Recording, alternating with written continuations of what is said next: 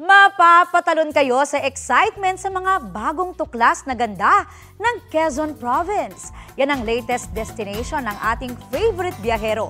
Heto ang patikim ng biyahe ni Drew. Bawat tao, bawat lugar, may mga tinatagong sikreto.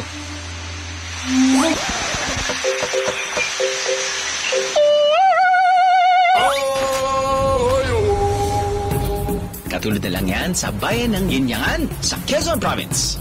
Maaga tayo nagising at nagsimula ngayong araw dahil meron tayong hahanapin. Ay, teka. Tagal ko na gustong gawin to eh. Yeah. Pero ang hirap kasi magtago ng sikreto, di ba? Ang lihim ng kanilang bayan. Parami ng parami ang nakadidiskubre. Ang mahigit 40 falls. Sheesh! Napakarami naman yan. Actually, pagdating pa lang natin dito, parang pwede to. Hindi lang falls ang madami rito sa Ginyangan. Pati rin puno ng nyog. Talagang damang-dama ng mga lokal dito ang Tree of Life. Parang hindi ako nagbubuhat ah.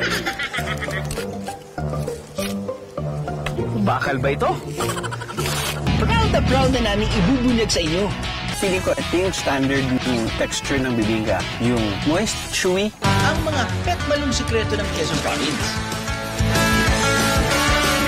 Eksklusibo.